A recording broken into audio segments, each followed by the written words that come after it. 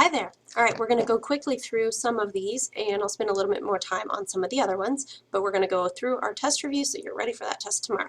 All right, so number one, we have all real numbers greater than or equal to 67.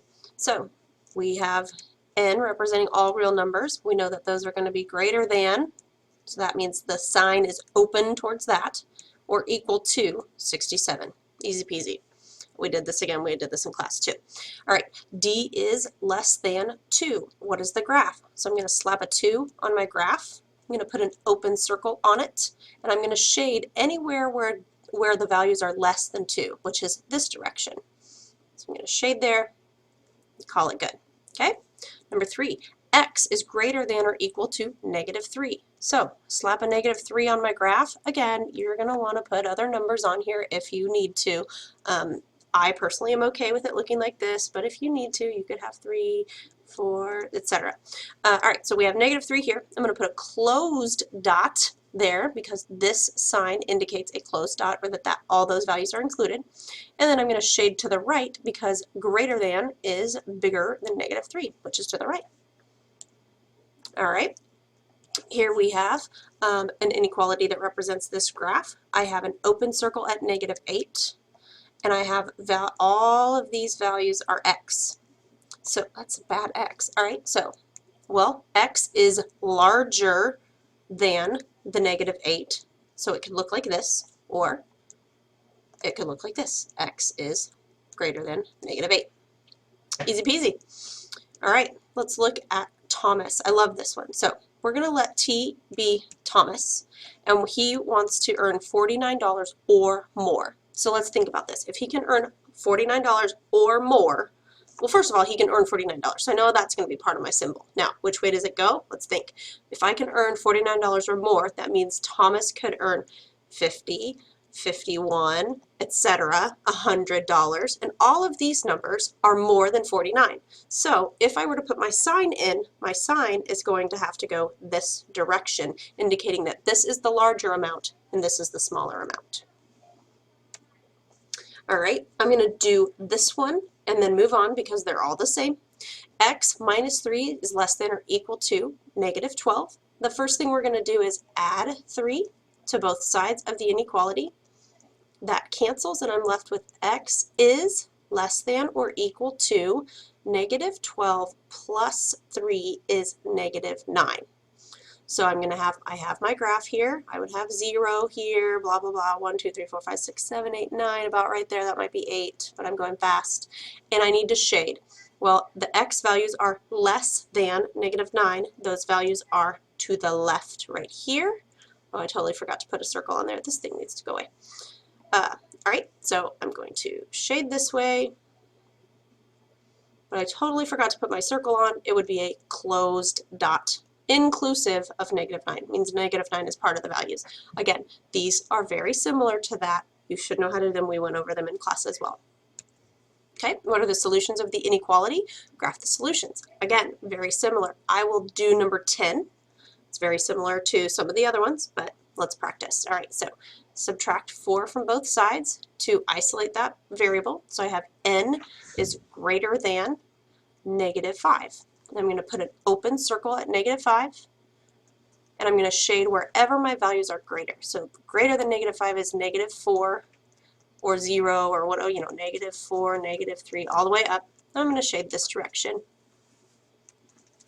and so on. All right, we talked about this one in class today. Suppose you have D dollars in your bank account. You spent 12, but have at least 51 left. How much money did you have initially, right? And solve an inequality that solves this situation. So first thing we're going to do, we're going to set D for dollars. And I know if I started with D dollars and spent 12, that means I took 12 away from my initial amount. And I have to compare this to 51. Now, if I have at least $51, that means I could have more than 51. I could have 52, 53, 54. So that means that the amount I started with initially is the larger amount. Obviously, that's true, but I know that this would go this way. 51 is the smallest amount that I could have. Now we're going to solve. Add 12. Add 12. D is greater than or equal to $63. So Now you have to relate it back. You would have at least $63 or more.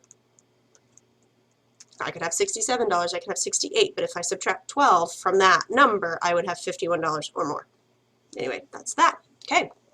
Let's look at number 12 and know that the same thing applies to number 13. I have x over 9 is greater than 9. Here, to eliminate this variable, not the variable, the number in the denominator, you're going to multiply by the reciprocal. Remember that there's an invisible 1 right here, so we're going to do this and cancel those out, so I'm left with just x here. Over here, I'm going to do times 9 over 1. 9 times 9 is 81. Slap it on my graph. If I have 81 right here and x is greater than that, I would put an open circle and shade wherever x is greater. You know what? I'm going to go ahead and do number 13 because there's one little difference on this one. I'm going to show you the work down here and then I'll graph it. So we have negative 1/8 x is less than or equal to 5. All right, so again, looks like we need to multiply by the reciprocal. So I'm going to multiply this side by 8 over negative 1.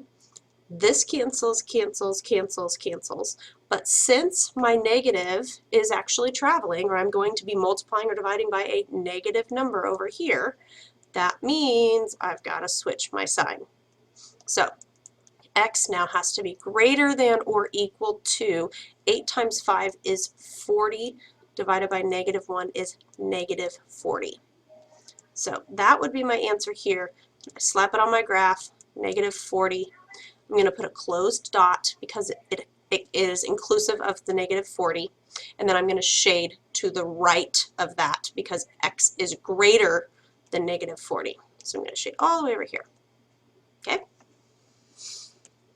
Okay, the French Club is sponsoring a bake sale. If their goal is to raise at least $140, how many pastries must they sell at $3.50 each to meet their goal, right, and solve an inequality? So let's look at what we're doing here.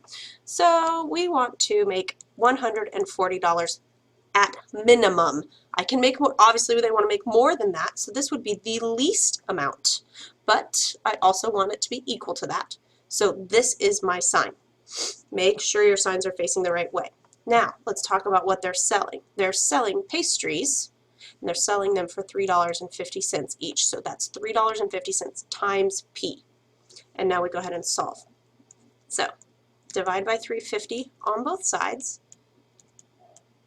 And I'm left with P is greater than or equal to, shoot, let's do, oh, the calculator doesn't come out. What's 140 divided by 350? I'll use my phone really quick. So my calculator didn't pop up. 140 divided by 3.5. 40. Whoa, my pen just went nuts. All right, so 40. So 40 is less than or equal to P, or P is greater than or equal to 40. So I need to sell, oops, all right, sell at least 40 pastries. That's a horrible, or more. So I can sell 40, 41, 42, 43, but 40 is the minimum amount. Answer 1, answer 2. Ooh, I'm giving you the answers. That was from class earlier today. All right, so let me pull this down and we'll solve these. Again, guys, we've gone over and over and over this. It's graphing an inequality on a number line after you've solved. I don't think I want to spend my time on that. I want to spend it on this number 18. So the width of a rectangle is 33 centimeters. The perimeter is at least 776. Write and solve an inequality to find the possible lengths. So here's what I'm finding lengths. So I'm going to set L for my variable for lengths. Okay, that's what I'm solving for. Whoops, lengths. So the other thing we have to do here is know how to solve for perimeter. So if I, again, have a perimeter of a rectangle, I have a width here and a width here. Those are the same length. And then I have a length, or same measurement, I should say. Then I have a length here and a length there. Those are L's, by the way. So if I was going to find the perimeter, I would add all these up. I would add length plus W equals my perimeter. Cool? Well, let's set this now as an inequality with the information we're given. Well, how many L's do I have? I have 2L plus 2w. I combined all of my like terms. Now, let's use this. At least is going to be this symbol because my amount can be greater than that, but the smallest amount I'm talking about is 776. My perimeter can be 776 or more, so this is the least amount. Now we can just plug and chug. I know that, I'll use green, my width right here, 33. So I'm going to take this out. I'm going to put 33 in right there. Now I just simply solve. So I have 2L plus 66 is greater than or equal to 776. Subtract off 66 from both sides, and I'm left with 2L is greater than or equal to, what is that, 210? Yeah, no, not 210, 710. Come on, Richardson. And then I'm going to divide. Divide by 2, divide by 2, and bring this over here so we can see it. No, it's not going to go. So remember that this is over here. So I have length is, cool, there we go. Length is greater than or equal to 355. Now we have to relate it back to the problem. So length 355, so I have to have lengths of at least 355 centimeters.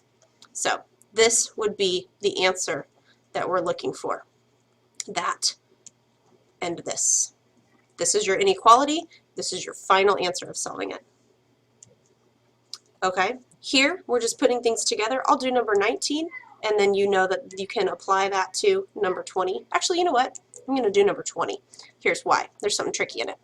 We have to use the distributive property. So I'm going to distribute not just the 2, but the -2. So I'm going to distribute that -2 to P and to 10. But is it 10? It's not. It is -10. So this is where a lot of us got messed up on Chapter 2 test.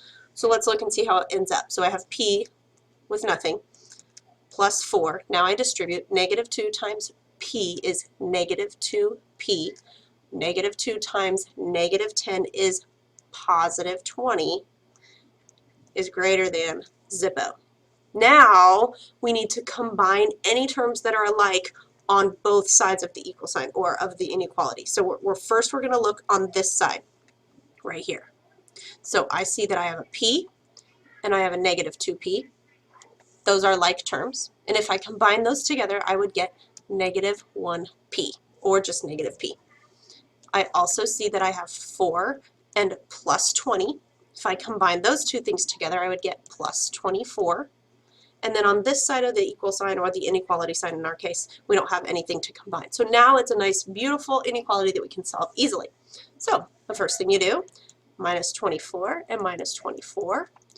Those cancel, and I'm left with -1P is greater than -24. That's great. I need to get rid of that -1. Divide each side by -1. Cancels out there, and I'm left with P. But I divided by a negative. So again, red flag, when you divide by a negative, you need to switch the sign. So P is now greater than regular 24. Okay? Okay. Again, more distribution, moving things back and forth. It's the same kind of thing. I would like to look at number 23 to highlight something on this one. We have parentheses, so we do need to use the distributive property. So I'm going to have -6x plus -2 times 2 is actually -2. No, it's not. It's -4. Come on, Richardson. Okay, greater than or equal to -6x minus 4. Wow, that looks like the same on both sides. Okay, so let me take it one step further. If I were to do this, plus 6x, plus 6x. Wow, those both have canceled, and I have -4. It's greater than or equal to -4. Wow, that's always true. Looks like an identity. It's not. We have to call it all real numbers. All right, we'll come at you with part 2 in just a second.